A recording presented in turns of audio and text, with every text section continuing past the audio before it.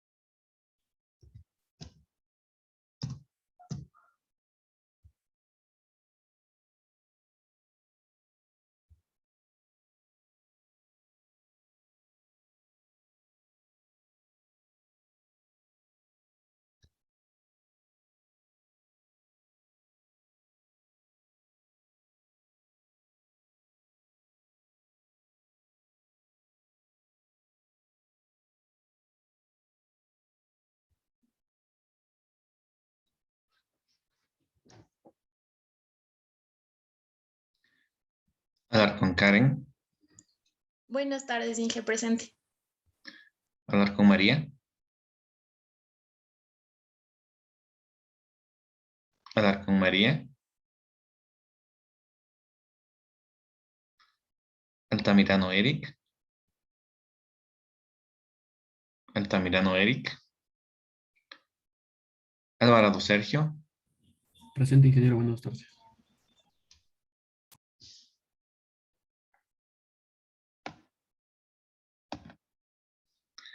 Álvarez David, Buenas tardes, hija presente.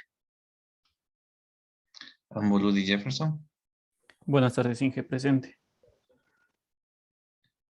Aucapiña Ricardo, Aucapiña Ricardo, Buenas noches, Inge, presente. Presente, Inge, buenas noches. Valareso José, Buenas noches, ingeniero presente. Bejarano Doménica, Buenas noches, Inge presente. Capito Joen, Presente, Inge, buenas tardes. Cardoso Guido, Buenas tardes, ingeniero, presente. Casco José, Presente, ingeniero, buenas noches. Cepeda Magali, Buenas tardes, Inge presente. Córdoba Ángel, Buenas tardes, Inge, presente. Spin Edison, Presente, Inge, buenas noches. Estrada Andrés, Presente, Inge, buenas tardes. Fierro José, Presente, Inge, buenas noches. Garay Christopher, Buenas noches, Inge, presente. García Alexis, Presente, Inge. Guato Cristian, Presente, ingeniero, buenas noches. Jiménez Wilmer, Buenas tardes, Inge, presente. La Hiedra de la Cruz Hadassah, Presente, Inge, buenas tardes. Yanga Eric, Presente, Inge, buenas tardes. Yerena Josué, Sí, ingeniero, muy buenas tardes. Yerena Helvis, Presente, Inge, buenas tardes. Mayancha Daniela, Presente, Inge, buenas tardes. Miranda José, Presente, Inge, buenas tardes. Paredes Jorge, Buenas tardes, Inge presente. Parras Jefferson, Presente, ingeniero, buenas noches. Quispe Fabián, Quispe Fabián, Rosero Roberto. Buenas Rosero noches, Roberto. Buenas noches, Inge presente. No hay problema. Salazar Estefanía.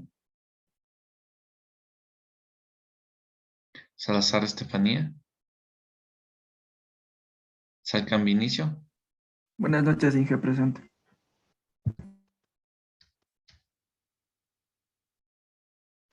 Sigua Steven. Presente, ingeniero. Buenas noches. Silva Giovanna.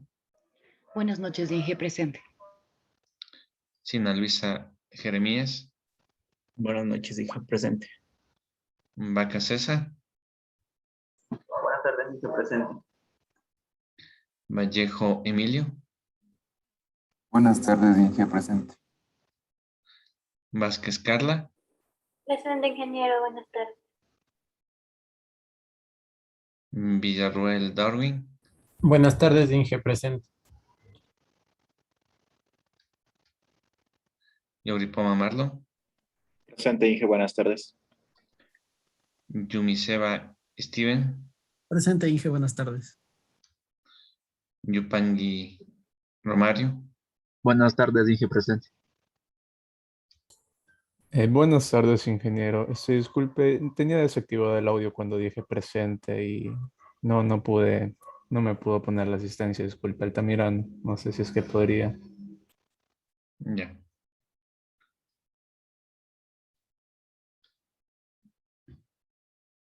Gracias, ingeniero.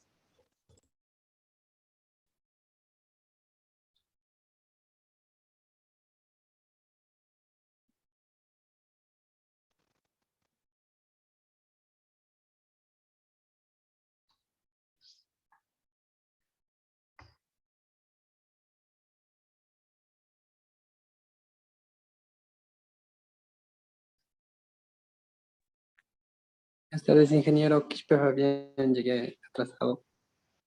Al final de la clase, por favor, señor Quispe. Listo.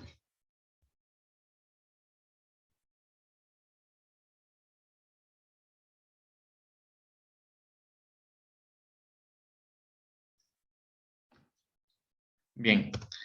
Habíamos entonces, en la clase anterior, pues, comenzado a hablar algo sobre la unidad 1, la que está remarcada en este momento, pues, peligrosidad sísmica. Y pues,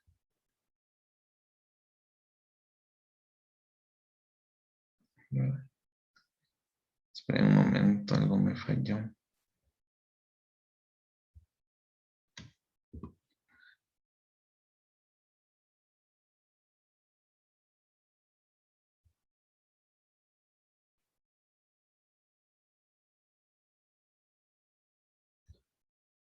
Ahí estamos, creo.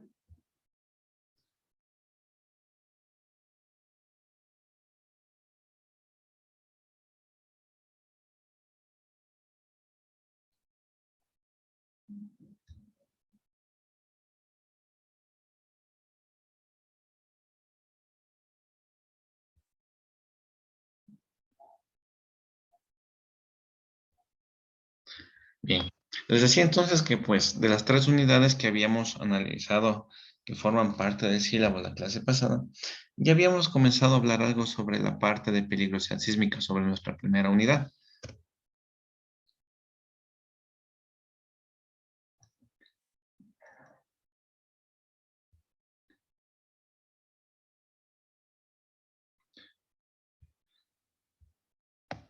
Habíamos quedado en esto, pues habíamos dicho que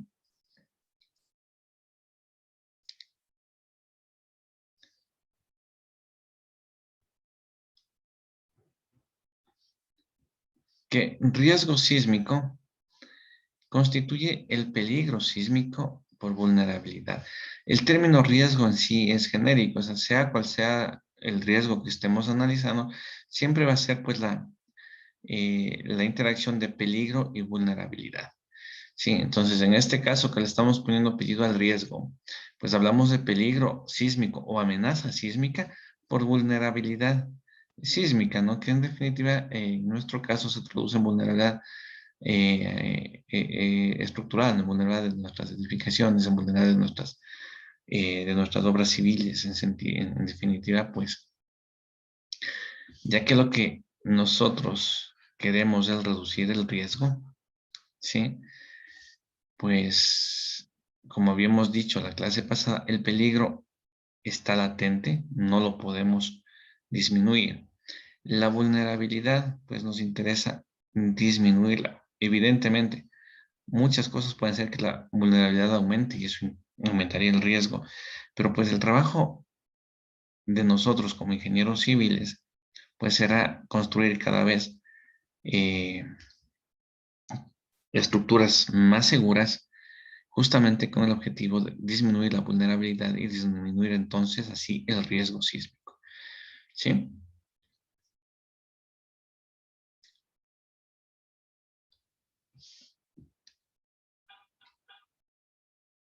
Entonces, entramos pues ya de lleno a la amenaza o peligro sísmico. Y lo primero que queremos es establecer el origen de los sismos. ¿Sí? Entonces, vamos a hacer un resumen desde el inicio, si gustan.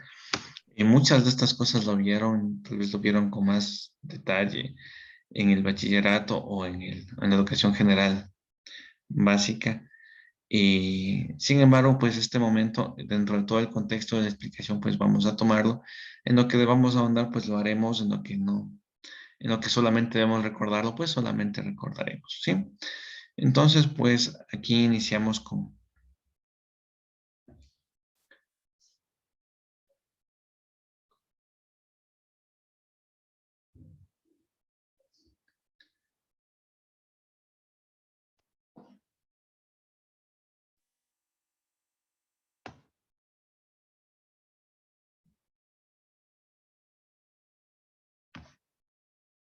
Nos molesta esto.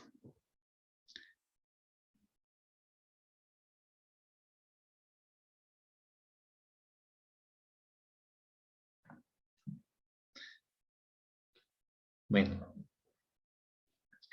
comenzamos pues recordando que la corteza terrestre está formada por diferentes bloques, ¿sí? O grandes masas rocosas que se tiene entendido pues por las investigaciones que han habido, no solamente en cuanto a morfología, sino también a flora y fauna. Y bueno, pues se ha establecido que hace 250 millones de años atrás, pues todas estas grandes masas o grandes bloques de corteza terrestre que hoy llamamos continentes, pues estaban unidos y se define como pues este punto inicial en el que están todos unidos en un único supercontinente llamado Pangea o Pangaea, pues sabemos que se mueven, sabemos que estos grandes bloques de corteza pues están con constante movimiento. Y es así que pues 50 millones de años más tarde, en el periodo Triásico, pues se habían dividido ya, se habían movido un poco ya, y se habían definido ya dos grandes continentes, ¿sí? La Eurasia y Gondwaland. Estas dos pues evidentemente siguieron moviéndose, tanto así que pues 55 millones de años más adelante, pues en el periodo Jurásico ya se vio una separación mucho más marcada y 80 millones más tarde, en el periodo Cretácico, pues ya está muy parecido la distribución o la disposición de los continentes a lo que tenemos hoy. Y pues ya 65 millones, perdón, de años más tarde, estamos en nuestra época actual, en donde tenemos bien definidos nuestros continentes, sí, los que conocemos y conoceremos nosotros. Sin embargo, sabemos que siguen en movimiento y pues estamos seguros que en varios millones de años pues conformarán otra masa o otra disposición de grandes bloques o de grandes masas rocosas de la corteza. Pero ¿por qué hay este movimiento?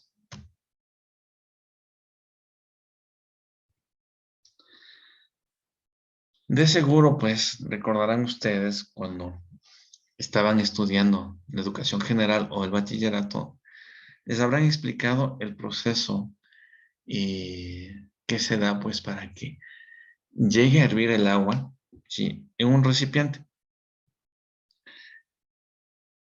Vamos a recordarlo así.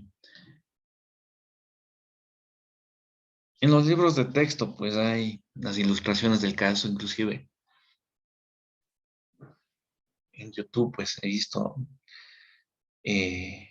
los videos, inclusive relacionados a esta analogía que les estoy hablando, a esta explicación sencilla de cómo va el proceso, pues, eh, para que en un recipiente el agua llegue a hervir. Entonces, si nos imaginamos una olla común y corriente, pues, con agua llena de agua, puesta al fuego, ¿qué es lo que sucedía para que, pues, llegue al punto de hervor el agua? Que comienza a calentarse. Sí, evidentemente comienza a calentarse el agua, que está en contacto con la base, que a su vez está en contacto con el fuego. Al aumentar la temperatura, pues la densidad baja y esta agua un poquito más caliente sube. Sí, y pues el agua que estaba, sí, más fría, pues evidentemente más densa, baja. Entonces, esta entra en contacto con la base, que está caliente porque está en contacto con el fuego, se entibia, pues, y sube. Y el momento que está arriba, pues, en contacto con la superficie, pues baja un poco de temperatura y eso hace que baje y el proceso se repita y se repita. Evidentemente, cada vez que pasa esto, en la olla, al menos en la olla que tenemos, pues el agua, pues se va manteniendo, va aumentando la temperatura y el hecho mismo de este movimiento, pues es lo que vemos nosotros el momento que ha llegado a su punto de hervor en la olla de agua. En la olla de agua, pues esto le llaman corriente de convección, ¿sí? O simplemente convección. Y es el mismo fenómeno que tenemos aquí en nuestro planeta y se les llama de igual manera corrientes de convección. Pues claro que no tenemos agua en un recipiente, ¿sí? Si no tenemos, pues, nuestro globo terrestre con la corteza, el manto y el núcleo. Evidentemente, recordaremos, pues, en el manto tenemos varias subcapas, ¿no es cierto?, que llevan otros nombres: litosfera, atenosfera, aenosfera, pero pues, y todas las que correspondan, pero son parte del manto. Entonces, en esta explicación, pues, no queremos desagregar todo, sino simplemente imaginarnos, tener en mente que teníamos corteza, manto y núcleo. Recordarán, pues, que el núcleo está, pues, a muy altas temperaturas, a grandes temperaturas, y pues también a una compresión realmente bastante alta. El manto, pues, que está en contacto con el núcleo, obviamente está más caliente y obviamente la densidad baja. Hablamos ahora no de agua, sino de roca fundida, ¿sí? Y pues, ¿qué sucede? Pues está en contacto con el núcleo mucho más caliente, disminuye su densidad, sube, se acerca a la corteza terrestre que está fría, entonces pues baja de temperatura, ¿sí? Y pues esto hace que aumente la densidad, pues, y vuelva a bajar. Y este proceso se está dando continuamente. O sea, esto, sí, en nuestro planeta está todo el tiempo, pues, pasando. ¿Sí? Entonces, ¿qué es lo que sucede? Miren, la corteza terrestre no es uniforme, porque nuestro planeta tampoco es una esfera perfecta. Entonces, implica que tenemos zonas de la corteza terrestre, pues, que son más gruesas, otras que son menos gruesas, las que están en contacto, pues, con el agua, las que están en contacto con los grandes glaciares, pues, y esto hace entonces que el movimiento no sea del todo uniforme. Y al no ser uniforme, pues, tenemos varios tipos de interacción entre estos grandes bloques de corteza. Y se definen 3 tipos de interacción. ¿Sí? Lo que tenemos aquí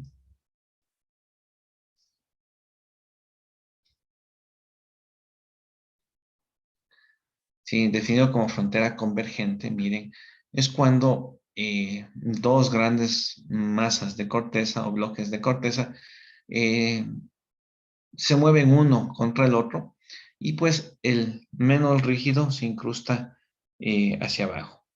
Esta incrustación pues se denomina subducción, por eso aquí miren está diciendo zona de subducción. Y pues, ¿qué es lo que sucede? Que esta corteza que está incrustándose bajo la otra, pues sigue bajando hasta pues llegar a la temperatura y presión necesaria para volverse a fundir y volver a ser parte del manto. Entonces, miren, aquí en términos un poquito más sencillos podríamos decir que la corteza vieja aquí está muriéndose, ¿no? O sea, vuelve a formar parte del manto, vuelve a fundirse y formar parte del manto. ¿Sí? La otra forma de interacción es esto que se refiere a fronteras de transformación. Evidentemente aquí tenemos pues cuando tenemos grandes bloques o 2 grandes bloques de corteza que se están separando, bueno, que se están desplazando uno respecto al otro. ¿Sí?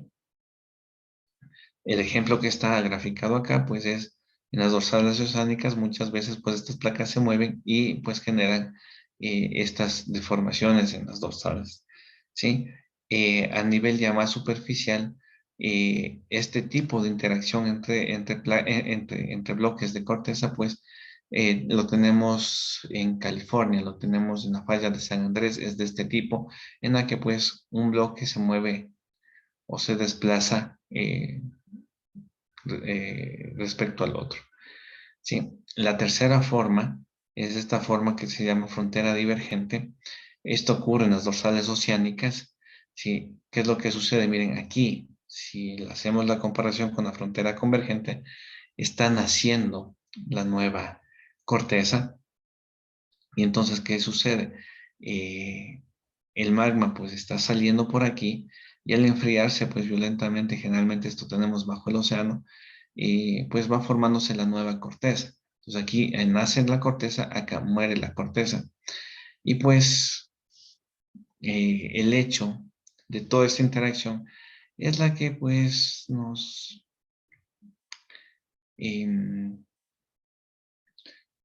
generan varios tipos de fenómenos geológicos.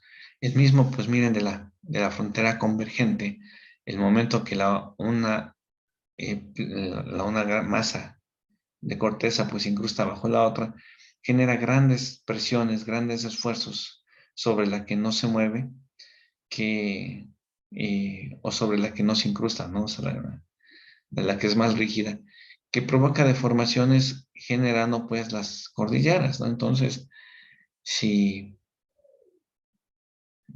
pensar mucho, pues vamos a darnos cuenta con esto que en nuestras costas hay justamente esto, una frontera convergente, y pues estas presiones, estos grandes esfuerzos y deformaciones en la corteza, pues han generado nuestra cordillera de los Andes, ¿sí? Entonces, miren, esto lo hablamos a nivel de grandes bloques de corteza terrestre, y pues han tomado el nombre, ¿sí? Se han definido estas como placas, ¿sí? Estos grandes bloques de corteza terrestre tomaron el nombre de placas, y pues más precisamente placas tectónicas. Esta teoría pues fue presentada por Alfred Wegener en 1914. Aquí están dibujadas en amarillo, miren, como pueden ver. Pero como les decía en la introducción, evidentemente, 1914, estábamos en plena Primera Guerra Mundial, estábamos en estos conflictos, Alemania pues de por medio, Y Alfred Wegener es un científico alemán, o fue, perdón, un científico alemán. Entonces, primero que no tuvo la difusión normal o la difusión que hubiera tenido en otra época. Obviamente la aceptación tampoco. Y pues más aún era algo bastante innovador en la época, entonces no fue tomado realmente muy en serio. Pero pues con el pasar de los años, sí, pudimos llegar a esto. Miren, aquí estamos viendo tres ilustraciones y esta, la que les estoy mostrando en este momento, es pasada en la década de los 60, pasado 1960, ya con la instrumentación, ¿sí? Y pues con estudios de sismicidad histórica también. Se establecieron aquí en el mapa mundial, ¿sí? En este atlas mundial, pues se establecieron, se dibujaron los epicentros de todos los sismos que se tenían registrados. Entonces, como pueden ver, miren, esto no son líneas, son puntitos, ¿sí? Que con diferente color están indicando los epicentros con su magnitud o con su intensidad, si son pues instrumentados o son históricos respectivamente. Si nos fijamos bien, miren, y pasamos de esto a esto, obviamente por esto, ¿sí? Si pasamos entre las tres, ¿se parecen o no se parecen? Sí, estas líneas formadas por los puntos, con estas líneas dibujadas en negro, con estas líneas dibujadas en amarillo. Pues justamente con esta información es que se valida la teoría de Alfred Wegener, la teoría de tectónica de placas, ya que miren, aquí estamos dibujando, o se dibujan las placas tectónicas con este hecho pues de dibujar los epicentros. ¿Sí?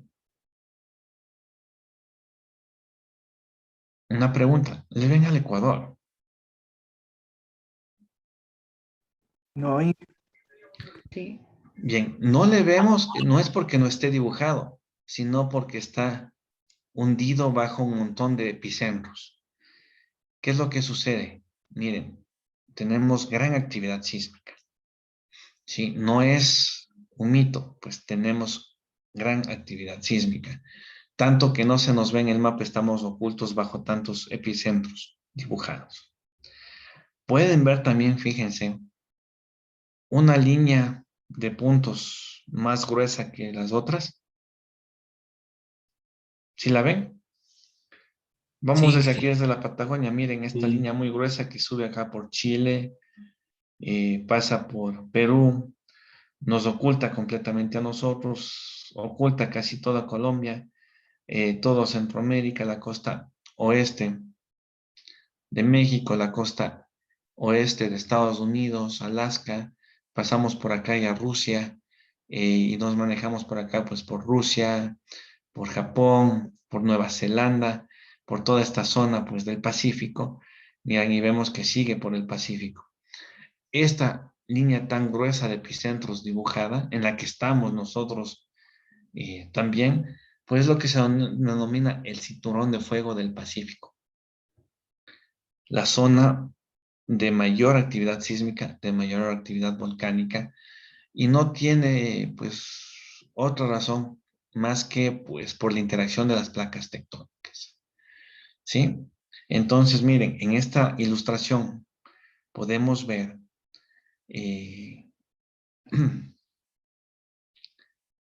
que se está identificando el tipo de interacción entre placas acá, como lo dice la parte izquierda, la leyenda de la izquierda, y nos indica, miren, que esta forma, ¿no es cierto?, constituyen dorsales oceánicas, la línea lisa y normal, pues continua y normal, pues nos dice que son zonas de colisión de continentes.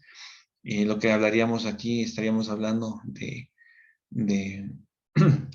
la frontera de transformación. Aquí en las dorsales, pues la frontera divergente. acá pues la línea entrecortada lo único que nos dice es que son límites de placas no confirmados, o sea, todavía no hay suficiente información para que quede bien definida la placa. Aquí esta que tiene la línea con esos triangulitos, pues son las zonas de subducción, o sea, las fronteras de convergencia. Y también es muy interesante en esta ilustración, estas flechitas en rojo, que pues nos indican la dirección de desplazamiento de las placas. Entonces, como pueden ver en forma general, no es que se están moviendo las placas con las flechitas rojas, se puede ver, no se están moviendo en una sola dirección, con un solo ángulo de movimiento, no, pues miren, tenemos de todo. ¿Sí?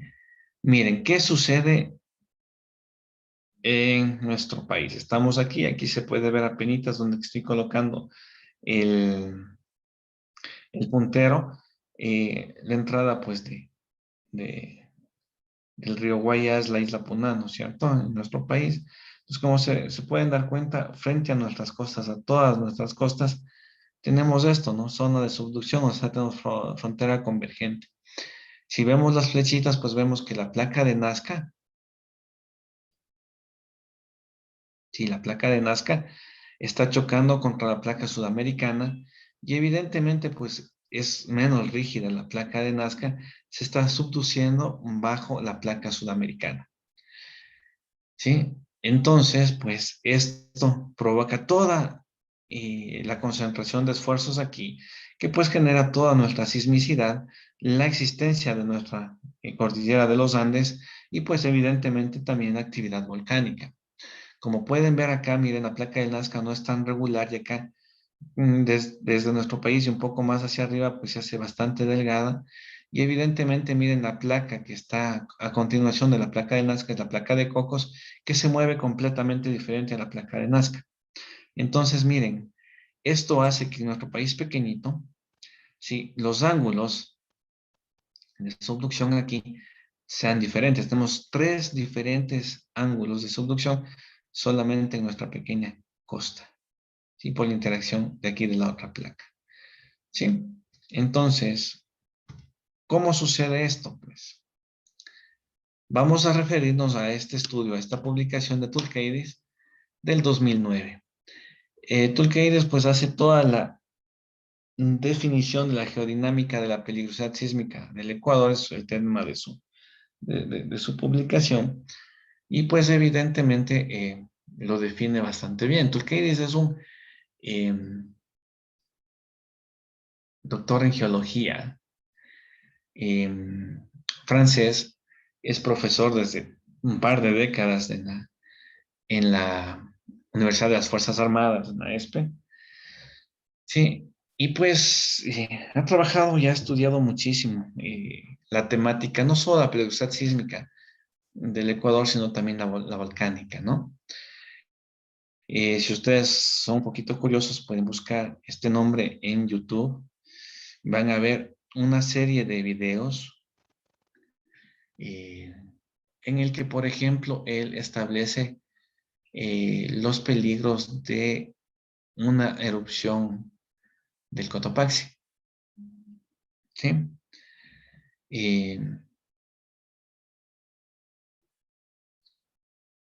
Bien, como habíamos dicho en la introducción, pues, todos estos eventos, ¿no? Los terremotos, las erupciones volcánicas, son fenómenos geológicos, entonces una vida o el tiempo que conlleva una vida, pues es nada frente al tiempo geológico.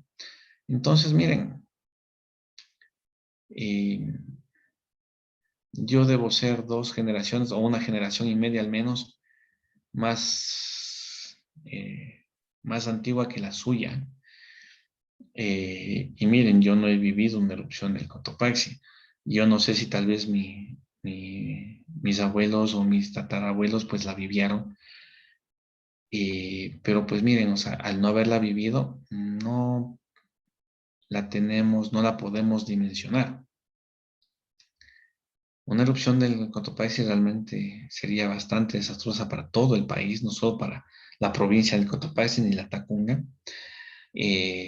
Nosotros un poquito nos introducían este tema del peligro de la erupción del Cotopaxi en la ESPE, ¿no? Porque La ESPI, ustedes como sabrán, la matriz de la Universidad de las Fuerzas Armadas está en Sangolquí, está en el Valle de los Chillos, pero una potencial erupción del Cotopaxi generaría lahares que en pocos minutos a gran parte de la ESPE la sumergerían bajo 12 metros de escombros y de lodo y escombros. Entonces, pues evidentemente, miren, es un daño colateral de la erupción y llega hasta tan allá, más cerca de Quito que de la Tacunga. Entonces, miren, en esos videos Tulcaides pues nos hace notar la evidencia geológica y la evidencia histórica de lo grave que sería una nueva erupción del Cotopaxi. Entonces, miren, los invito a ver si tienen un poquito de tiempo, pues es bastante interesante. Pero él también trabajó en esta parte, lo que estamos viendo aquí, la peligrosidad sísmica del Ecuador. Y entonces, en resumen, él nos describe esto, ¿no? Que en la subducción de la placa del Nazca, en la de América del Sur, en Ecuador existen 3 ángulos de subducción. En el sur la pendiente es más pronunciada, en el centro se tiene menor pendiente debido a la presencia de la cordillera de Carnier, y en el norte la pendiente es menor a la del sur, pero mayor a la del centro. La velocidad de aproximación entre la placa de Nazca y la de América del Sur es de 5 centímetros al año. Miren, 5 centímetros va moviéndose al año la placa y va subduciéndose, va incrustándose bajo la placa continental, ¿no? Entonces, miren, es realmente bastante, ¿no? 5 centímetros al año en edad geológica es bastante. O sea, para nosotros en una vida, pues no es mucho, ¿no? Hablamos de unos 35 centímetros, pero en edad geológica, pues es bastantísimo, ¿no? O sea, en 1000 años, en 2000 años, pues va a ser bastantísimo, es bastante alta la velocidad. Hay velocidades de movimiento de placas mucho más altas, si no me falla la memoria, hasta 11 centímetros, sí, por año. También hay menores, ¿no es cierto? Hay de 1 o 2 centímetros por año. Realmente, pues, el hecho es que nosotros tenemos todo este problema en la costa, en nuestras costas, del problema de subducción, con estos 3 diferentes ángulos, ¿sí? Y pues evidentemente eso hace que nosotros tengamos mucha probabilidad de terremotos, que la hemos visto, la vivimos, la tenemos estudiada, y también pues gran probabilidad, bueno, la actividad volcánica que también está siempre presente. Entonces, pues, si lo vemos a esta explicación, en los esquemas de Tulcaides mismo, pues bien, podemos darnos cuenta de esto.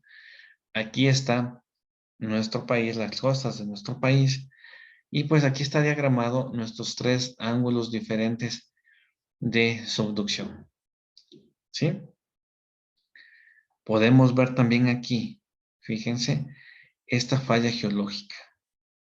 ¿Sí? Esta ruptura que se ve aquí es una falla geológica que se tiene caracterizada, es de identificación más moderna, en libros más antiguos no van a encontrarla, pero se entiende que hay una falla de transformación, de deslizamiento, que nace pues acá en Guayaquil y termina en Caracas. Entonces, evidentemente, miren, tenemos riesgo de sismos por varias fuentes, ¿sí? Miren, la subducción, ¿sí?, de la placa del Nazca bajo la placa continental, ¿sí? Tenemos la probabilidad de sismos por fallas geológicas locales y también tenemos la probabilidad de sismos por erupción volcánica. O sea, estos 2 primeros, ¿no?, por falla geológica y por en la subducción de la placa, pues son sismos tectónicos. También tenemos probabilidad del sismo volcánico o vulcanológico. Sin embargo, miren, yo recuerdo, y tal vez recordarán ustedes, cuando estábamos con la erupción del Tungurahua, mencionaban que les preocupaba muchísimo, así, sobre todo los medios de comunicación locales, que lo que más les preocupaba era el sismo que tal vez tendríamos el momento dado de una erupción violenta del Tungurahua. Miren, el sismo volcánico no es tan potente como el sismo tectónico y menos de subducción. Entonces, pues miren, siempre tendremos probabilidad o peligro de sismos más severos por tectónica que por volcanología. Realmente creo que muy preocupante una erupción violenta del Tungurahua. Para nosotros estamos a menos de 40 kilómetros, entonces el sismo, pues de hecho sería un sismo severo, pero nuestras estructuras deberían estar diseñadas para sismos muchos más severos que son los tectónicos. ¿Sí? Entonces, miren, no es raro que por ley, ¿sí?, que nuestra normativa establezca como obligación que todas las estructuras sean diseñadas y construidas sismo resistentes. ¿Sí?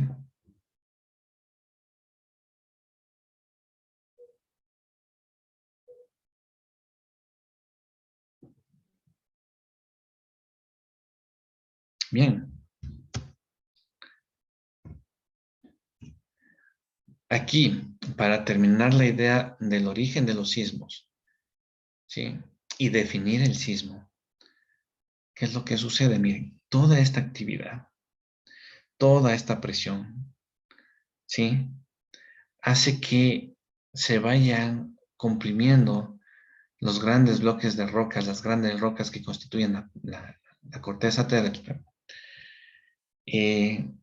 Podemos hacer la analogía, miren, si nos imaginamos un resorte, el hecho de que la placa choque con la otra va a ser, o va a equivaler a que pues vayamos comprimiendo el resorte. Entonces miren, mientras más se va introduciendo, mientras más tiempo va introduciéndose la placa, pues van almacenándose más energía, van generándose mayores esfuerzos. Implicaría como que sigo en el tiempo igual aplicando fuerza de compresión y comprimiendo este resorte. ¿Qué sucede con el resorte? Llega un punto en el que se supera la constante K del resorte y falla violentamente, salta el resorte, pues obligándose a volver a su posición original, a su forma original. Esto se denomina la teoría del rebote elástico y es la teoría más utilizada para explicar el origen de los sismos. Si ustedes buscan también en Google, buscan en YouTube, pues van a encontrar hasta videos de esta explicación del rebote elástico, de dar la compresión al resorte hasta que falle. Obviamente en la realidad la compresión se va dando por la... ¿Perdón? Perdón, no lo escuché.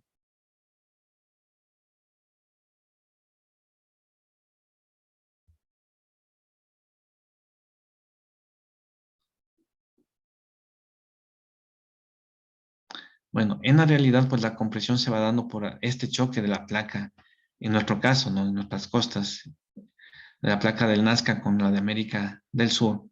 Entonces, ¿qué sucede? Igual va almacenándose mucha energía, van generándose grandes esfuerzos, va pasando el tiempo y van acumulándose cada vez más y aumentando cada vez más hasta que llega un punto. Obviamente, a diferencia del resorte, la corteza no salta buscando la posición original, la forma original, sino que se fractura.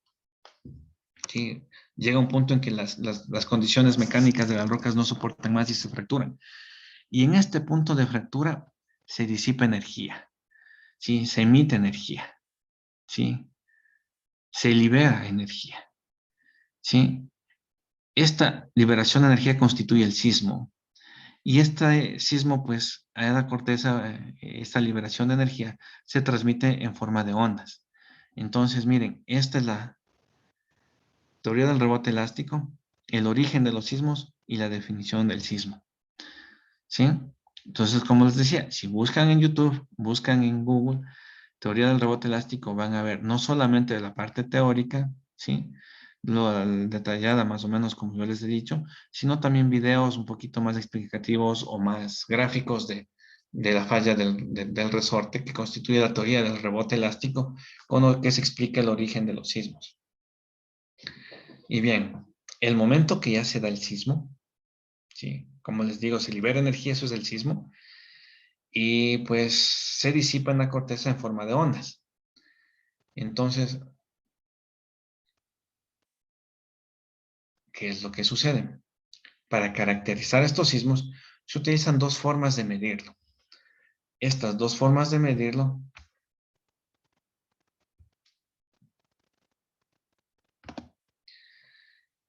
son la magnitud sísmica, que pues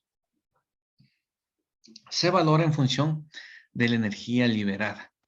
Obviamente esto es cantidad, ¿no? Cantidad de energía, pues tal valor de magnitud.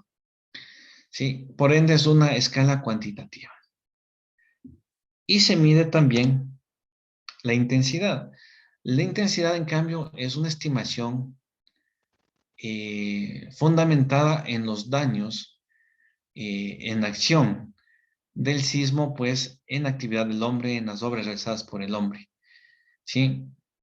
Esta es una escala cualitativa, no es sido un sismo eh,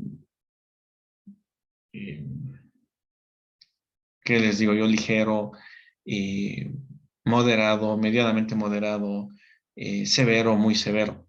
Sí, eso es una escala cualitativa, ¿no? Entonces, más que nada es una escala de valor en cuanto al daño ocasionado en la actividad humana. Sí, entonces, miren dos cosas diferentes, son escalas diferentes, no se puede confundirlas. ¿Sí?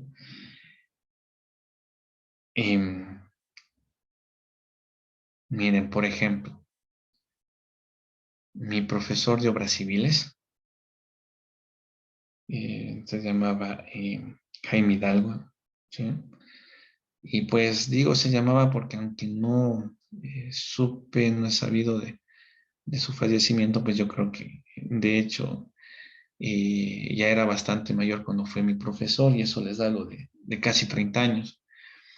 Era realmente de gran experiencia, era de los primeros ingenieros del Ecuador que a la vez eran ingenieros y arquitectos y participaron en las grandes obras del país. Entonces, pues, era bastante experimentado, bastante estricto, bastante fuerte las clases con él, bastante cuidadoso y detallista en todo. Y pues, obviamente, como profesor de obras civiles, nosotros teníamos que presentar las memorias de cálculo de los diseños que hacíamos y las memorias descriptivas, ¿no? O sea, de qué sé yo, de muros, de diques, de todo lo que hacíamos en obras civiles. A nosotros nos calificaban 12 puntos las evaluaciones y 8 puntos los trabajos, tareas y todo lo demás, ¿no? Sí.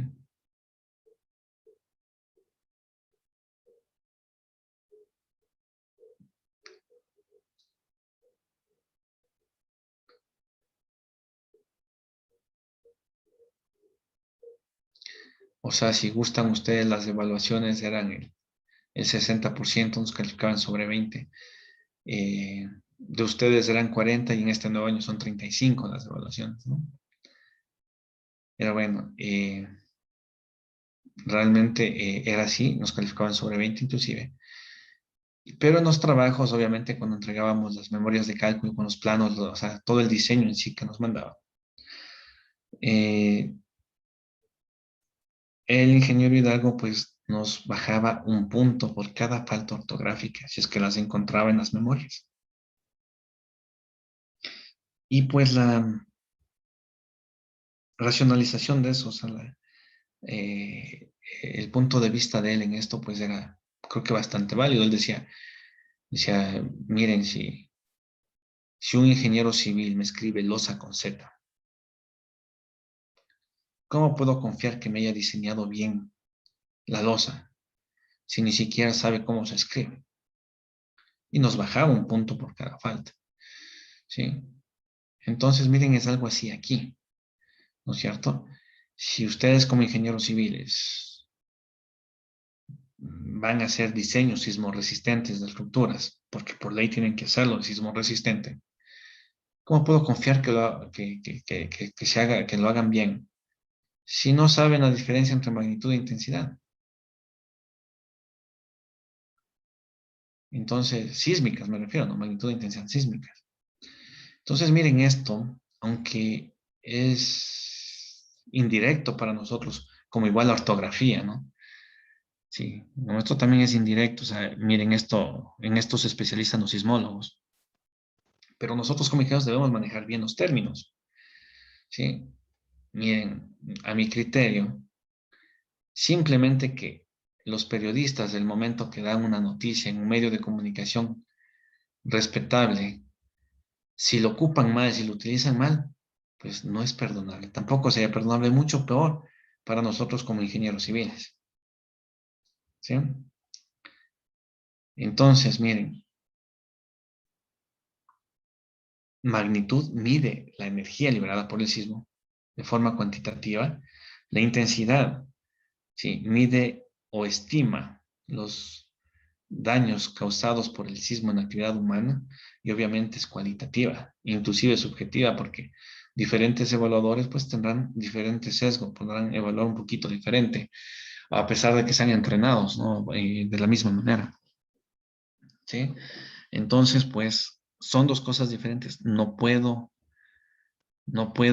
mezclarlos, no puedo decir, pues, el sismo de magnitud 7 puntos, perdón, el sismo de intensidad 7 puntos sismo en escala de 7.5 grados en escala de Richter. Pues ahí en esa frase estarían superponiéndose un montón de errores conceptuales y de todo tipo. ¿Sí? Miren, aquí igual a breve el rasgo. La magnitud no está establecida en grados, porque es una escala logarítmica y los grados por definición son iguales. Cada grado implica un incremento igual, ¿no es cierto? El mismo incremento. Eso no se da en escala logarítmica. Entonces, miren, de entrada no hay grados. ¿Sí? En intensidad sí hay grados. En intensidad se ha definido en esta escala cualitativa 12 grados, ¿sí? 12 escalones si gustan. ¿Sí? Ok. La escala de Richter es escala de magnitud, no de intensidad. ¿Sí? La intensidad se mide con la escala sísmica de Mercalli modificada. ¿Sí? Pero, para la sorpresa de muchos también, ¿sí?, la escala de Richter no se ha utilizado ya 42 años. No se mide los sismos con escala de Richter desde hace 42 años.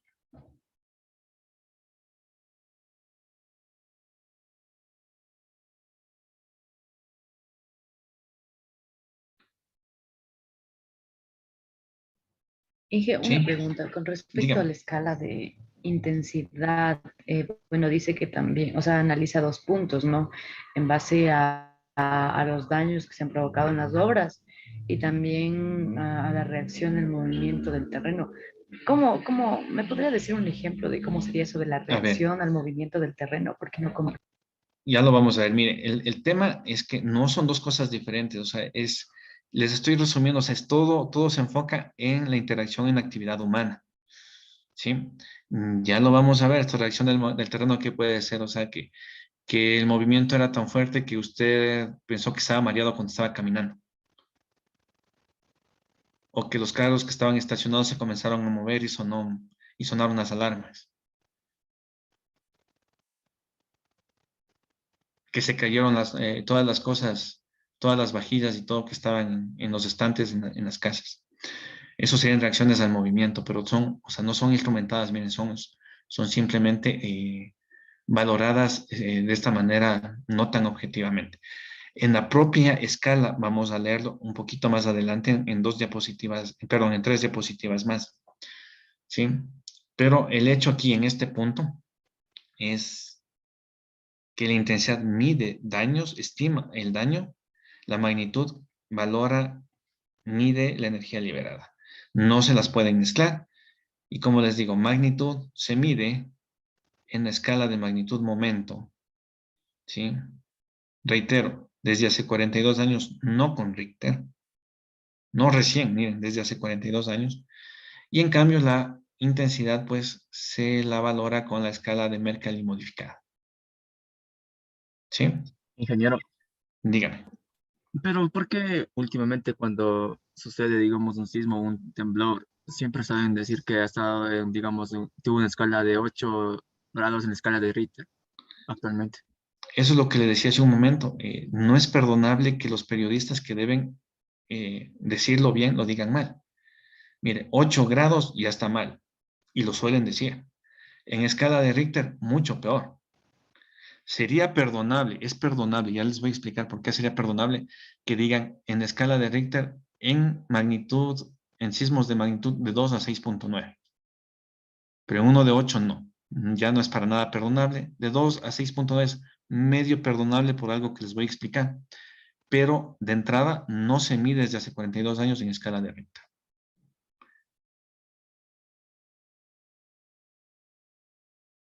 Eso es lo que les digo, o sea, se habla mal, se dice mal. Pero ustedes no son periodistas y ustedes van a decirlo bien y van a saberlo bien. Y cuando escuchen decirlo mal a un periodista, van a decir que bestia, ¿cómo lo dice? ¿Sí? Porque ustedes, en cambio, se están formando como ingenieros civiles y van a diseñar estructuras sismoresistentes y saben manejar bien estos términos de ingeniería sísmica y de sismología. ¿Sí? Miren, una cosa también, se puede relacionar la magnitud y la intensidad. ¿Sí? Se las relaciona previamente, son expresiones empíricas. ¿Sí? Y esas están basadas sobre todo en sismicidad histórica. ¿Sí? Entonces, no son objetivas completamente como la magnitud, pero nos permiten hacer los estudios de peligrosidad, perdón, los estudios de peligrosidad sísmica fundamentados en sismicidad histórica, estableciendo esta relación, estas leyes de atenuación que se denominan a través de la intensidad. Ya vamos a verles un poquito cómo son, vamos a tratar de entenderles, a explicarles más o menos cómo es esa dinámica, ¿no? Pero dos cosas diferentes, chicos, no se puede mezclar, no es correcto y hay que decirlo bien como buenos ingenieros que somos. ¿Sí? Bien, ahora sí ya comienzo y ahí se les va a aclarar estas dudas que me han dicho, completamente. Miren, magnitud. Se mide con escala sismológica de magnitud de momento y la simbología es MW. Si ustedes entran a algún reporte en la página del Instituto Geofísico, todo van a ver MW igual. Es magnitud momento. ¿Sí? Como les había dicho, es una escala logarítmica para medir y comparar. La idea también de la medición sísmica es la comparación de los eventos. ¿Sí? Y pues se basa en la medición de la energía total que se libera en el sismo. Esta se está utilizando desde 1979 y los autores son Hanks y Kanamori. ¿Sí? Obviamente sí, eso sí es verdad. Fue sucesora de la escala sismológica de Richter, pero sucesora. A la escala sucesora hace 42 años, ¿no? No recién. ¿Sí? No es que se sigue midiendo en Richter, no. Hace 42 años ya se tomó la magnitud momento como la estándar a nivel mundial. ¿Sí? La escala sismológica de Richter presentaba algunas desventajas. ¿Sí? Una de ellas era que pues estaba hecha específicamente, ya van a entender por qué, precisa, completamente precisa, era para California. Se saturaba. ¿Qué significa que se saturaba una escala de magnitud? Que, por ejemplo, el sismo de magnitud 6, pues aplicaba la escala de Richter y me salía 6, genial. De 6.5 aplicaba Richter 6.5, genial. 6.9 me daba 6.9. Pero un sismo de magnitud 7 aplicado con Richter me seguía dando 6.9. De 7.5 me seguía dando 6.9. De 8 me seguía dando 6.9. Entonces, ¿cuál es el problema ahí? Que no puedo comparar objetivamente eventos sísmicos. La escala de magnitud momento no se satura. ¿Sí? ¿Por qué les decía que es perdonable que digan, por ejemplo, un sismo de magnitud 5 en escala de Richter? Porque aunque no se está midiendo en Richter, Hans y Kanamori fueron muy inteligentes y nada celosos profesionalmente ni nada, o sea, muy buenos, realmente muy buenos científicos, ¿no? ¿Qué es lo que hicieron ellos? Hicieron que su escala de magnitud momento coincida con los valores de la escala de Richter, ¿sí? Entonces, miren, en el parámetro que es válida la escala de Richter, si la escala de Richter es válida nada más en sismos de magnitud 2 a 6.9, ¿sí? Mientras esté en esa escala, pues serían equivalentes. O sea, me daría lo mismo si mido con la escala de magnitud momento, me daría el mismo valor si mido con la escala de Richter. Entonces, por eso les digo, aunque no se está midiendo con Richter, si dicen, bueno, escala, o sea, 5 en escala de Richter, magnitud 5 en escala de Richter, pues sería perdonable de alguna manera porque sería equivalente el valor. ¿Sí? Bueno, ¿y por qué hicieron esto Hans y Kanamori? ¿Por qué hicieron que sean coincidentes? Pues para que puedan compararse, pues, los sismos modernos, los que siguen ocurriendo, con los que se midieron antes de 1979 con escala de Richter, para que sigan siendo comparables. ¿Sí? Se puedan seguir estudiando entre los dos, porque miren, como les decía, en tiempo geológico, estos 20 años, 40 años, 60 años, no son nada.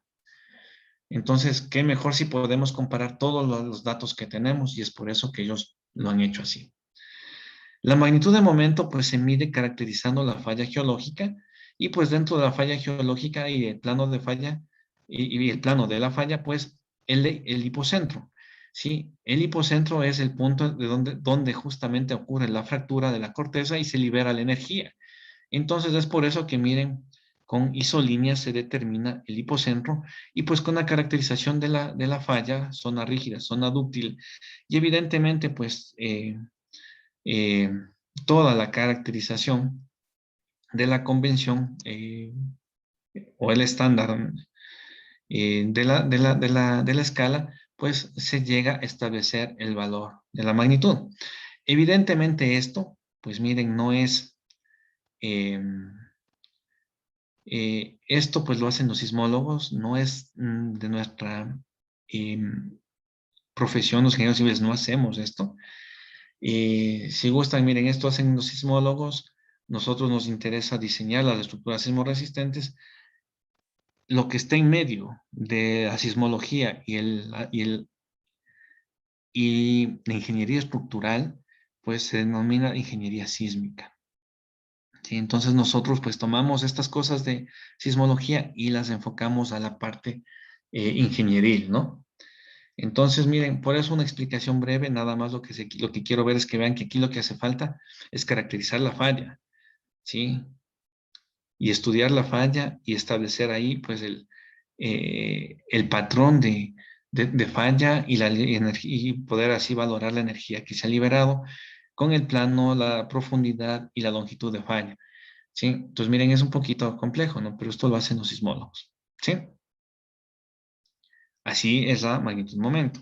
¿Cómo es la magnitud de Richter? La escala de magnitud de Richter. Miren, esta pues ahora se le conoce como una escala de magnitud local, como les decía, porque es específica para California. O sea, aunque en muchos lugares en todo el mundo lo usaron y le extrapolaron, pero pues fue construida y hecha en función de los sismogramas que Richter pues tenía en California. ¿Sí? Esta también es una escala logarítmica y es arbitraria. ¿Sí? Pero por eso pues Hans y Kanamori pues la tomaron para que sean coincidentes en el parámetro válido. Sí, obviamente se llama de Richter porque es en honor de su creador, de Charles Francis Richter, que es un sismólogo estadounidense que vivió de 1900 a 1985. ¿Sí? Miren, esta escala pues válida es para sismos de magnitud de 2 a 6.9, como ya les había dicho, y con sismos de 0 a 400 kilómetros de profundidad. ¿Sí? Pero, como les decía, se satura. O sea, un sismo de magnitud 8, ya este ábaco realizado por Richter no nos iba a marcar más que el 6.9, así sea mucho más, pues desde 6.9 en arriba se iba a saturar. El tema también, miren, es que aquí pues se estudiaba, se le valoraba la magnitud pues con los sismogramas y pues también los equipos de esa época, también algunos pues se saturaban. ¿Eso qué quiere decir? Que estos picos no se veían en ciertos equipos, ¿no? Entonces teníamos esos problemas antes, ¿no? Pero miren, estudiando la- las ondas, el registro, perdón, del sismograma, diferenciando y trabajando con las frecuencias y limpiando las señales, pues miren, se tenían las amplitudes, ¿no es cierto? Sí, amplitudes, entonces, con diferentes escalas, de 100 milímetros, de 10 milímetros, un milímetro, la distancia al epicentro, la profundidad, el tiempo de duración. Y entonces, pues con eso, miren, se triangulaba y se obtenía la magnitud, ¿sí? Entonces, miren, si gustan, bastante aproximado porque también dependemos un poco del equipo, cómo lo ha tomado y del trabajo que hacemos al procesar la señal tomada por el equipo, por el instrumento, por el sismógrafo. Entonces, miren, y esto, pues, esto se ajustó, esta magnitud se ajustó, como les digo, con sismogramas de California, entonces por eso se le llama actualmente escala de magnitud local, M sub L. ¿Sí? Entonces, miren, es esta la diferencia entre lo que se usaba antes de 1979 y lo que se usa ahora, pues, con la escala de magnitud momento. ¿Sí?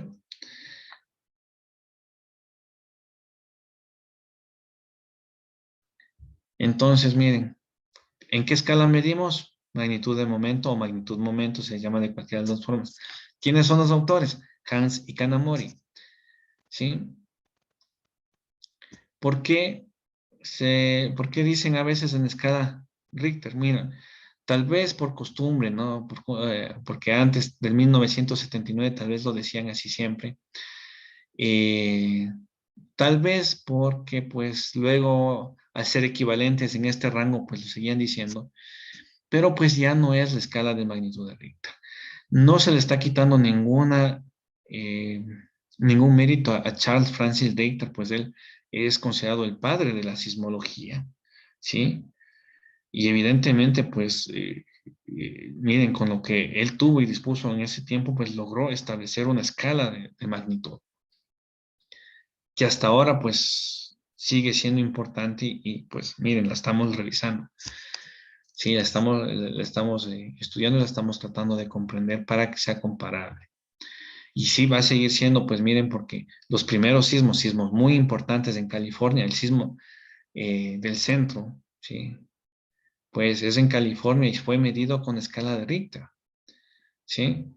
Y es un sismo muy importante porque es el primer sismo que fue instrumentado completamente. Y evidentemente se da esto de importancia porque se sigue haciendo las comparaciones con ese sismo, entonces se sigue comparando lo tomado con las dos escalas.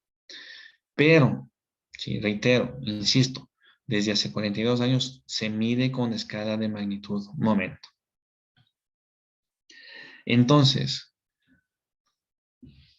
vale decirlo así, un sismo de 7 grados en escala de Richter.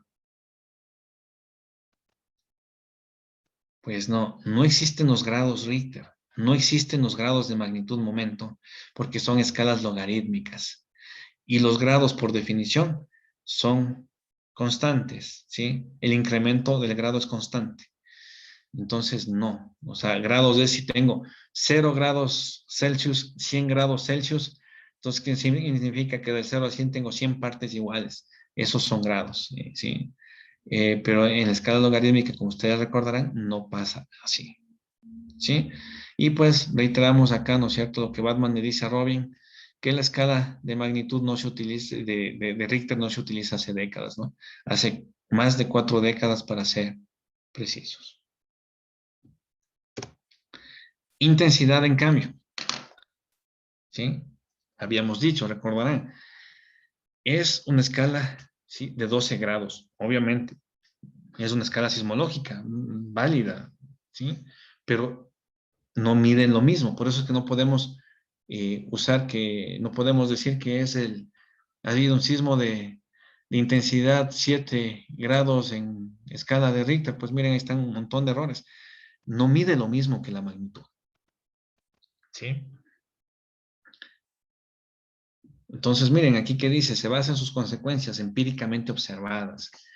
Y pues la escala, pues la actual, la de Mercalli, se denomina en función a Giuseppe Mercalli, ¿no? Que es un físico y vulcanólogo italiano, ¿sí? Pero Mercalli se basó, ¿sí?, o basó su estudio o su trabajo en una escala de 10 grados de Rossi-Forel, ¿sí? De Rossi-Forel, ¿no? Esta escala, pues, de Rossi-Forel era una de las primeras que se aplicaron, pero más aceptadas para medir la intensidad de los eventos sísmicos, pero pues Mercalli pues la trabajó y fueron haciendo varios cambios en función del tiempo, y pues obviamente participó el mismo Mercalli, participaron Newman, participó Wood, de autores reconocidos, participó obviamente Richter, inclusive, hasta la escala actual que se le denomina de Mercalli modificada, porque obviamente mantiene los 12 grados originales establecidos por Mercalli, con las modificaciones del caso a través del tiempo, con los ajustes que se han dado, obviamente al ir estudiando cada vez mejor los sismos. ¿Cómo es la escala? Miren, es esta. Y aquí tal vez se le va a aclarar más a la compañera que hacía la pregunta. Obviamente, miren, es una escala cualitativa. Entonces, miren, de muy débil, va débil, leve, moderado, poco fuerte, fuerte, muy fuerte, destructivo, ruinoso, desastroso, muy desastroso, catastrófico, los 12. Y aquí está, pues, la descripción, ¿no? Obviamente, esta es la parte subjetiva, si gustan, porque, pues, cada uno como persona, pues, lo va a evaluar diferente, a pesar de tener una misma formación y tal vez un mismo entrenamiento para tratar de ser lo más objetivos posible. Sin embargo, siempre va a estar la subjetividad personal ahí. O sea, miren, ¿por qué les digo? Miren, la compañera me decía cómo es, déjenme ver el término, me decía cómo es la reacción al movimiento del terreno. ¿Sí? Entonces, miren, aquí, por ejemplo, vean esto, vean tan subjetiva, lo subjetivo de la escala. Dice, sensación semejante al paso de un camión grande.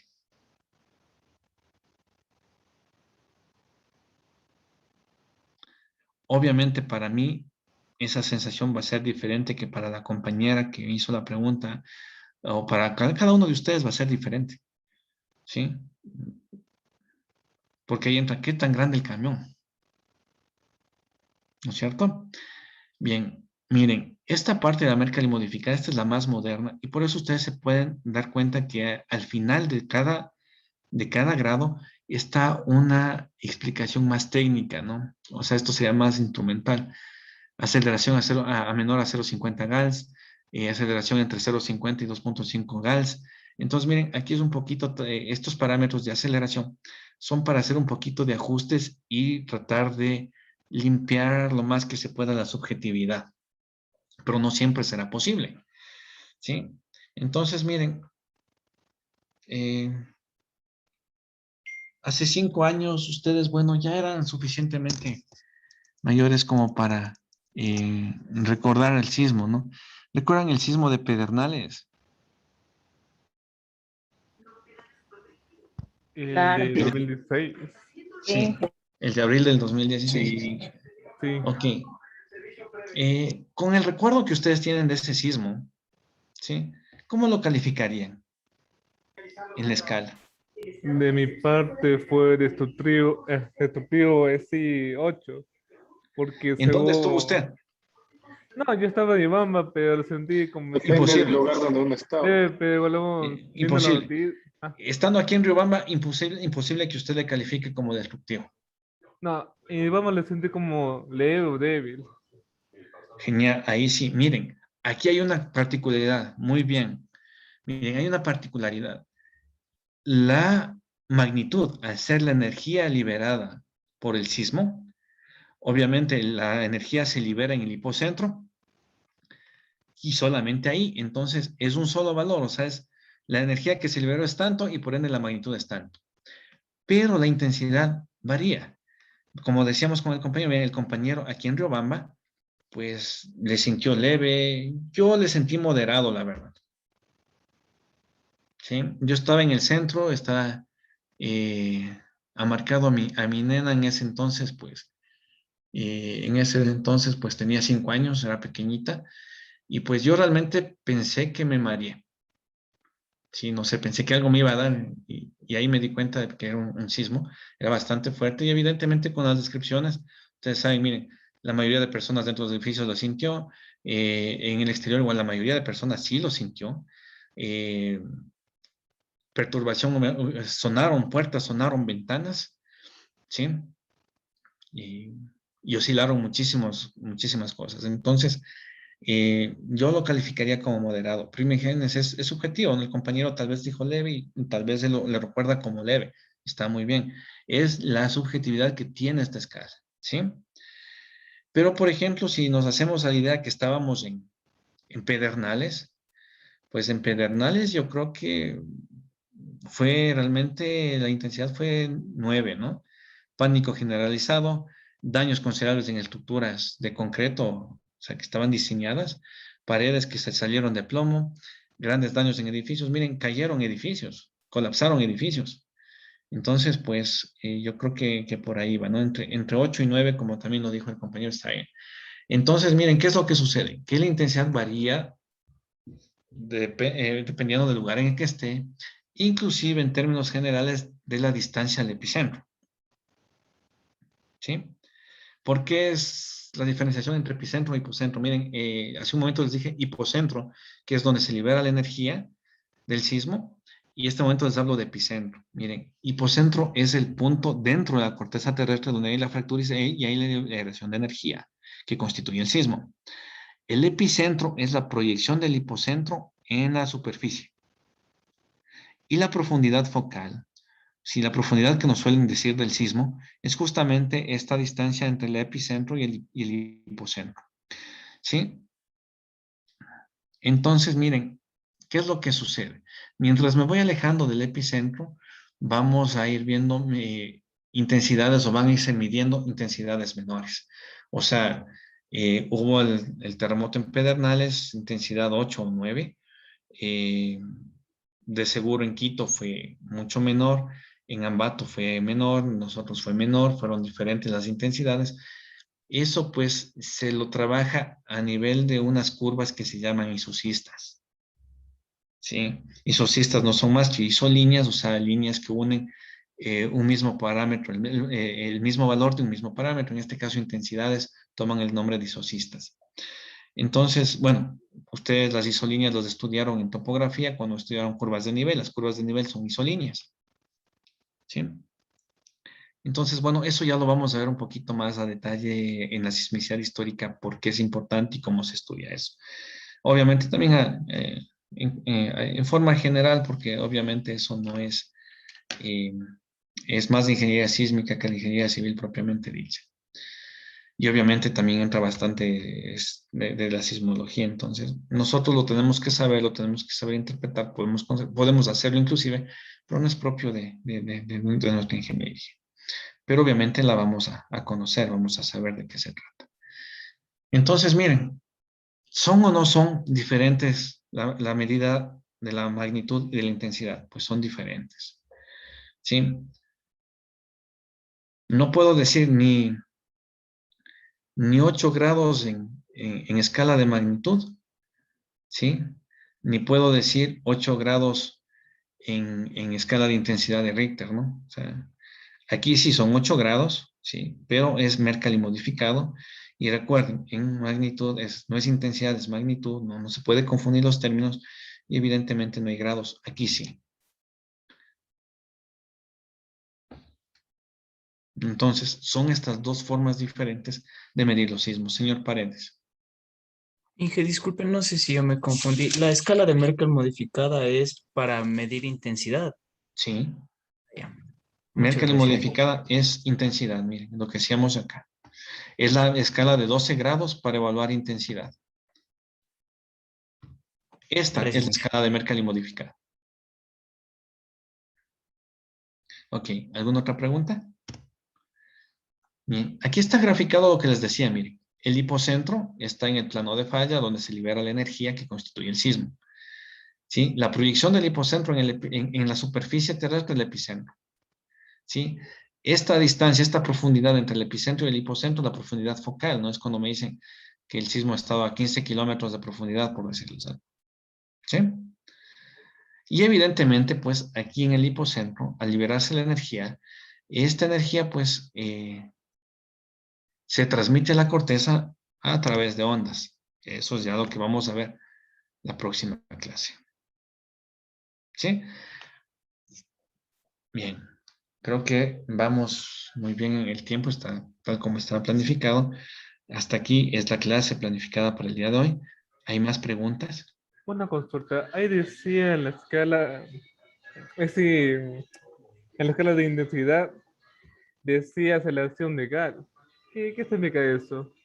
¿Es como decir la profundidad o...? A ver, Gauss es una unidad de medida de aceleración. Eso les decía, miren, aceleraciones menores a 0,5 Gauss. Aquí aceleraciones entre 0,5 y 2,5 Gauss. ¿Sí? Es una unidad de medida de aceleración. Se supone que esto les enseñan en física, ¿no? Las unidades de medida y conversiones. Si no se acuerdan o no les dieron esta en particular, que obviamente a nosotros sí nos interesa, pues revísenla, pongan Gauss, pongan el símbolo GAL en Google y les va a salir. Les va a salir hasta la equivalencia.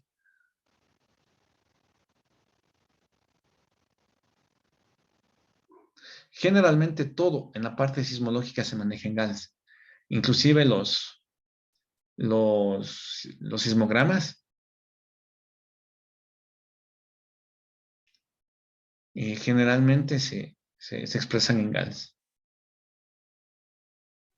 Dice Inge que un gal es igual a 0.01 metros sobre segundo al cuadrado. ¿Sí? Unidad de aceleración en el sistema segesimal. Es un gal. Es que evidentemente, miren, si estamos hablando de aceleraciones del terreno, no son tan grandes como las aceleraciones que tenemos en movimiento, en los demás movimientos, ¿no? En movimiento. Recordarán que aquí nada más simplemente hablando de movimiento, se me fue el nombre. En caída libre nada más, pues la aceleración ¿de cuánto es? 9.81. Metros sobre segundo al cuadrado, ¿no es cierto? Entonces, esas aceleraciones pues tan altas no son, vamos a tener aquí, entonces por eso es que se define en el GAL, para no poner pues 0.00000 metros sobre segundo al cuadrado. Se define el GAL, tal como nos decía el compañero.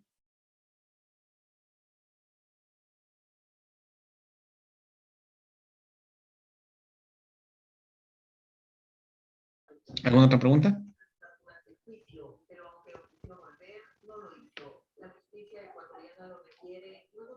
No es como una pregunta, es si, por ejemplo, casi no, es en donde esta escala de intensidad se la utiliza pocas veces, no está utilizado este método o solo en casos especiales se utiliza. No, no, se utiliza. Se utiliza la escala de intensidad. Se utiliza para ciertos estudios, ¿no? Que ya los vamos a ver un poquito más adelante. Pero pues la intensidad, o sea, a usted no le van a decir en las noticias un sismo de intensidad 8 en escala de Mercalli modificada, Ah, no. porque justamente varía. No, sí, ahí en la noticia sí es solo que, o haciendo entrevista con la gente, va a decir que fue muy fuerte el terremoto, fue una destrucción total, algo así, dirían las personas. Es decir, de forma que no va a decir ellos mismos, decir que fue una escala de intensidad tal, solo así en palabras. A ver, miren, el tema es que a nosotros como ingenieros, o si quiere, la naturaleza de la ingeniería es poner todo en números. Es explicar los fenómenos en números o con números. Obviamente al decir números me refiero pues hablo de todo lo que es cálculo, ecuaciones diferenciales, todo, o sea, me refiero con matemáticas, ¿no? Y les decía justo al inicio, ¿se acuerdan que se puede relacionar la magnitud con la intensidad a través de unas expresiones que se llaman leyes de atenuación? ¿Sí? ¿Por qué se hace eso? Les había dicho también en la introducción, en la clase anterior, ¿no? Que pues tenemos 60 años de instrumentación, lo mejor que se ha podido hacer con los recursos que ha tenido el país, frente a 500 años de historia, ¿no? Entonces, como usted dice, ¿no? Si las personas dicen, describen lo que pasó, yo puedo valorarla en una escala y de alguna manera normalizarla, o sea, de alguna manera estandarizar lo que están diciendo las personas. Y así se trabaja con la sismicidad histórica, ¿no? Entonces, busco todos los documentos históricos y voy leyendo lo que dice, voy analizando lo que dice, y voy ubicándolo en escala y voy calificando la intensidad de los sismos. Entonces, un mismo sismo puede tener la calificación, de hecho va a tener en todos los lugares poblados y todo lo demás, ¿sí? Y entonces con eso, con las isocistas que les decía, se puede establecer la posible ubicación inclusive del epicentro. Entonces, se trabaja de esa manera. Se trabaja con esta escala sismológica de Mercalli. Porque las personas dicen, bueno, yo sentí esto, pero ¿cómo lo hago comparable? Pues miren, por eso aquí tengo la descripción y según lo que dicen las personas, puedo ir calificándole al sismo en estos 12 grados.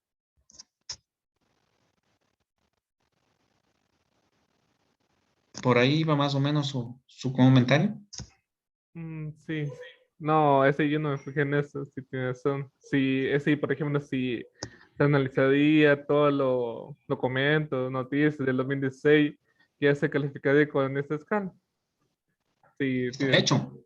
Eso está hecho. Ingrese a la página del geofísico y usted va a encontrar tanto obviamente la magnitud, ¿no? Valorada, ¿no? Con la instrumentación, obviamente magnitud momento, y va a encontrar pues el mapa de isocistas tal vez, porque es un sismo importante, va a encontrar tal vez este mapa de isocistas y va a encontrar la tabla en las intensidades en las principales ciudades del país.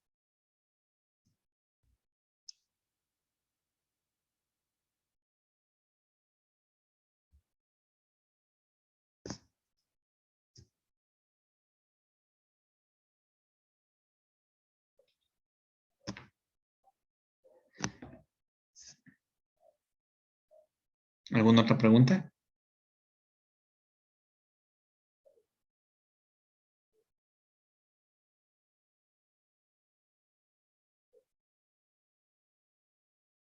Bien, si no hay más preguntas, pues les agradezco mucho por su atención. Voy a tomar la lista de salida.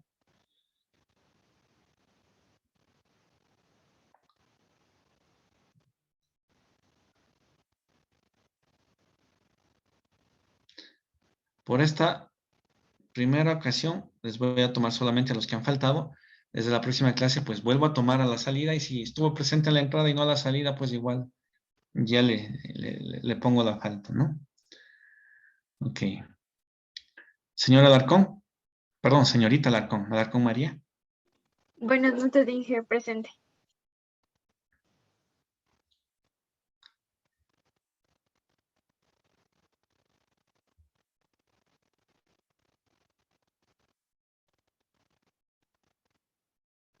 Quispe Fabián. Buenas noches, ingeniero presente. Salazar Estefanía.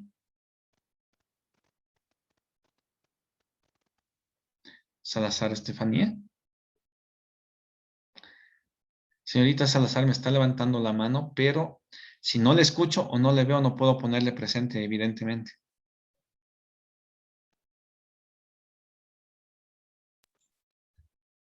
Inge le escribió en el chat. Yo no he bloqueado el audio.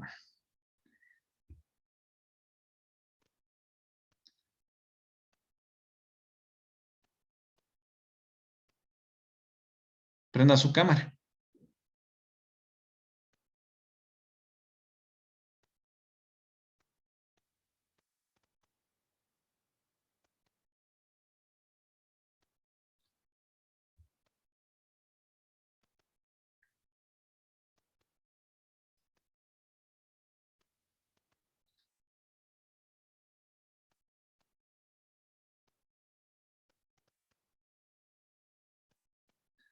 Hágalo rapidito para poder tomar ya la asistencia.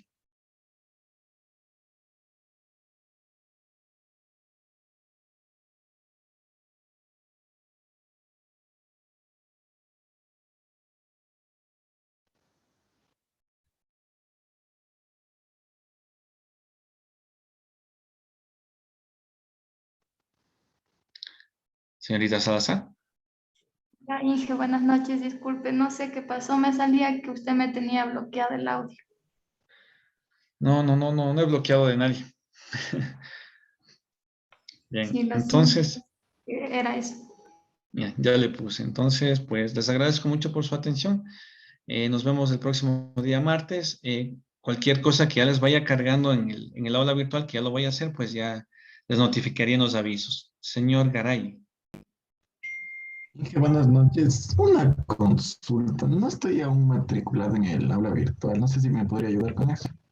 ¿En el aula virtual no está matriculado? ¿Aquí sí? No, ahí sí. ¿Aquí se aparece? Aquí sí. Ya, entonces, a ver, déjeme le anoto.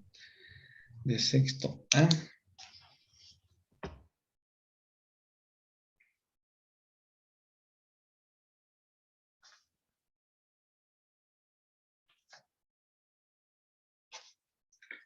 Señor Garay. Bajó la mano. Señor Garay.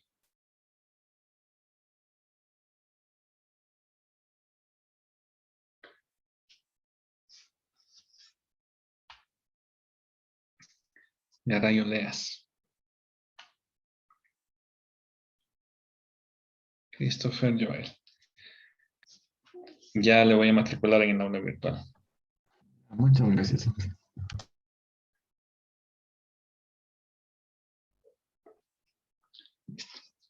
Bien, entonces, pues les agradezco muchísimo. Nos vemos el próximo día, martes. Gracias, Inge. Bonita noche. Gracias, ingeniero. Hasta luego. De igual Muchas manera, gracias, Inge. Hasta luego. Hasta luego. de igual manera, una linda noche. Hasta luego.